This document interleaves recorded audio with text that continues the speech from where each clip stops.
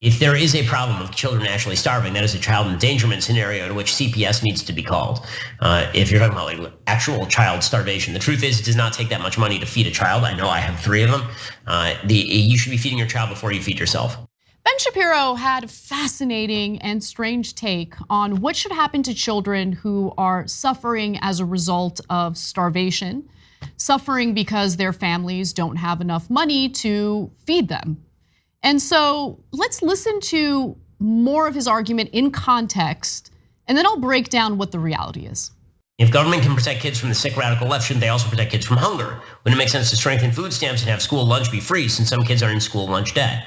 Well, I mean, if you are a parent, school lunches are not going to solve the problem of child hunger at any serious level. If there is a problem of children actually starving, that is a child endangerment scenario to which CPS needs to be called. If you're talking about like actual child starvation, the truth is it does not take that much money to feed a child. I know I have 3 of them. You should be feeding your child before you feed yourself. It's that simple. There's a much deeper problem at work than school lunches if kids are legitimately starving. So I think the deeper problem with Ben Shapiro's argument is that he immediately thought of this issue through the lens of his own experience in life. As someone who is incredibly wealthy, as someone who has never had any issues in providing food for his 3 children, which is great. I wish every American was in that position, but they're not. A lot of Americans are not in that position. In fact, child hunger declined in America during the pandemic thanks to the universal school lunch program that was implemented. That meant that school lunches were free for students. And believe it or not, there are many students across the country who rely on free school lunches in order to get the nutrition they need to survive. It sounds crazy to someone who might be incredibly wealthy, but it is the truth. And this is the result of a system that has led to stagnant wages for several decades since the 1970s. This is the situation that we deal with when we have no labor power in this country and Congress that refuses to represent the best interests of its constituents because they're literally paid by corporate interests not to. I mean, it's so obvious when you look at the reality of the matter, when you look at poverty in America, even before the pandemic, the Federal Reserve put out a report indicating that nearly half of the country, half of Americans, couldn't even afford a $400 emergency.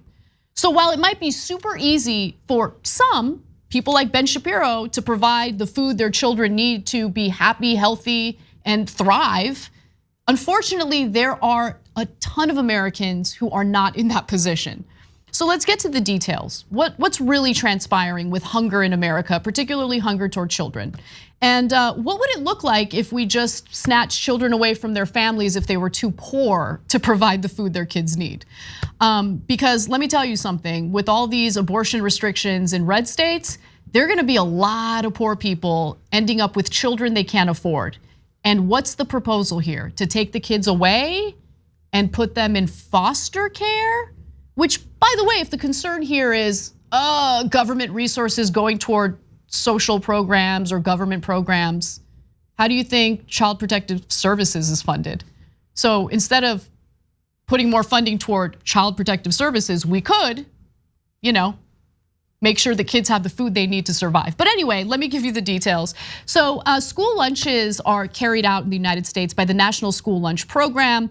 They provide both low cost or free lunches to children, and they operate in 100,000 public and nonprofit private schools. Now, in fiscal year 2019, before the coronavirus pandemic, the program provided 4.9 billion lunches at a total of about $14.2 billion. Now, you have to be extremely poor in order to qualify for free school lunches. How poor exactly? Well, according to the USDA, students from households with incomes at or below 130% of the federal poverty line can receive a free lunch. That is incredibly poor. What do I mean by that? Well, 130% of the poverty line for a 3-person family is $2,495 a month, or about $29,940 a year. The poverty level is higher, obviously, for bigger families, meaning if you have more kids, the number could be higher in terms of your annual income, and you'd still qualify. But obviously, you have more kids, and that's an incredibly heavy expense, as we know. Raising children is very, very expensive. Now, with that said, how far does $29,940 go in a country that is grappling with inflation? Now, prior to these inflationary pressures, you can imagine that income is incredibly low and incredibly difficult to get by on, particularly if you have children. Now, prices of goods and services are currently at a 40-year high, leaving consumers with less money in their budgets for things like savings and debt repayment. Americans devoted 9.1% of their incomes to expenditures in 2021 than in 2020, according to the most recent Consumer Expenditure Survey. And that's according to reporting by Bankrate. And inflation hit food prices pretty hard, something we've been talking about on this show a lot, something that the right wing actually loves talking about because they want to blame it on Biden. So when it's convenient, they love talking about how crippling inflation is, especially at the grocery stores. But then when it comes to funding government programs that help starving children, all of a sudden, if you can't provide food for your kids, maybe we take them away. Think about that.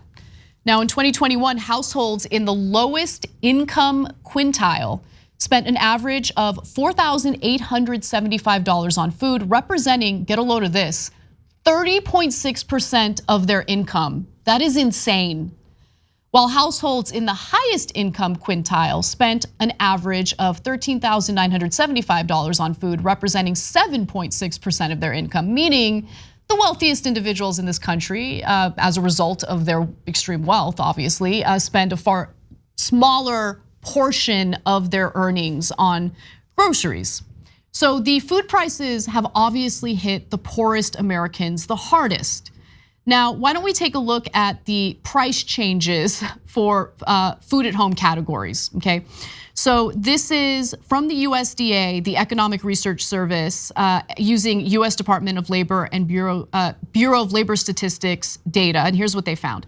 Average annual food at home prices were 11.4% higher in 2022 versus 2021.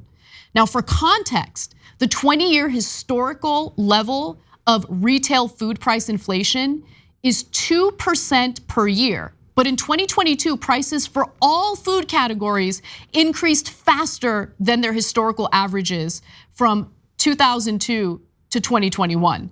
Prices for 9 food categories increased by more than 10% in 2022. Egg prices rose most sharply by 32.2%.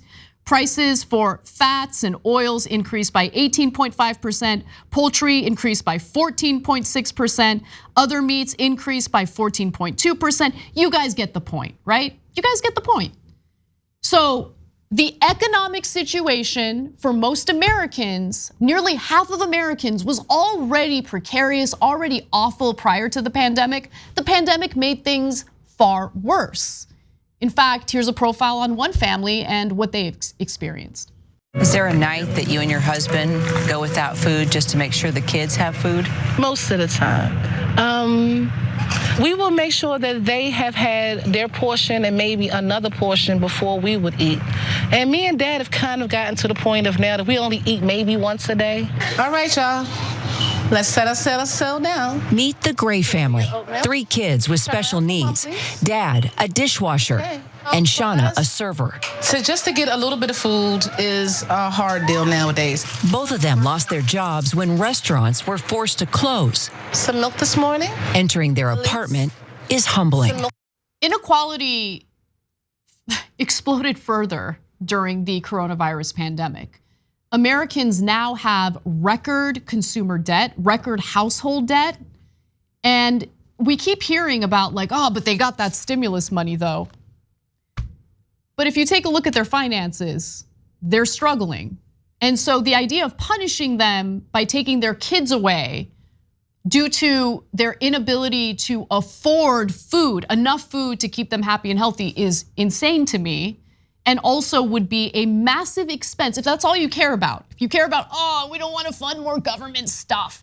How do you make the case that taking kids away from their parents and having Child Protective Services deal with them is cost effective. I mean, it's incredibly cruel and wrong. You're punishing the poor by taking their kids away. But on top of that, it would also be incredibly expensive. With that said, let's also talk about other cost burdens that everyone has to deal with in this country. But it's particularly difficult if you're only raking in a little more than $29,000 a year in a 3-person household. A report from Redfin, for instance, shows that nationally listed rents for available apartments rose 15% between June of 2021 and 2022. And the median listed rent for an average apartment rose above $2,000 a month for the first time. So let's just quickly do the math. $2,000 a month for rent. How much are you gonna spend on rent in 1 year? $24,000. So if you are bringing in household income of $29,400, whatever the number was, $29,940, I believe it was. If you're spending $24,000 of that on rent, how do you have anything left for all the other expenses, including food?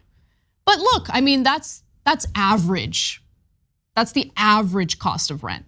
So let me be fair. Let's get to some specifics on the cheapest rent you could possibly find in the United States. If you're really poor, you can't afford food for your kids, maybe you move to a place that has cheaper rent. So you've got Houston. Here's the top 10 places to go if you're looking for the cheapest rent. In Houston, Texas, on average is about $1,349. Pittsburgh, Pennsylvania, $1,322. Let's go all the way down to the very cheapest place to live, according to Clippinger, which compiled this list. That's Oklahoma City, Oklahoma, $892. And that's if you can find the absolute cheapest rent in Oklahoma City, Oklahoma. Okay, so if a family living 130% below the poverty line is somehow able to score the absolute cheapest rent on average, they would still need to spend $10,704 on rent per year when they're only bringing in, let's just round it out, $30,000 a year. You get what I'm saying? Like, okay, so that housing expense is out of control. Food prices, thanks to inflation, out of control. All of this is out of control. You gotta deal with utilities, you gotta deal with transportation, clothing, and yes, food. So believe it or not, if you're well-to-do and you think like, school lunches, what do school lunches do? School lunches aren't saving people from hunger. You'd be mistaken.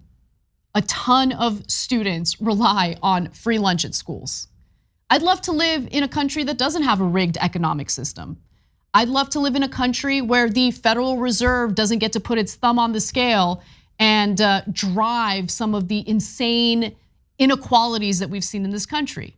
I'd love to live in a country where labor unions have a seat at the table and are able to negotiate for far better working conditions and wages so people don't need to rely on government programs to close the gap. But we don't live in that country, partly because of the policies that the right wing and just say corporate Democrats as well, like corporate politicians have fueled that favors the wealthy, that favors corporations and puts all of us at a disadvantage. We gotta be real and we gotta take care of our fellow Americans. And it just really pains me to see that anyone would advocate for taking children away from their parents if they have this inability to provide sustenance for their kids. Why do they have that inability? Maybe we need to address that in the first place. Thanks for watching The Young Turks, really appreciate it. Another way to show support is through YouTube memberships. You'll get to interact with us more. There's live chat emojis, badges. You've got emojis of me, Anna, John, JR. So those are super fun. But you also get playback of our exclusive member-only shows and specials right after they air. So all of that, all you gotta do is click that join button right underneath the video. Thank you.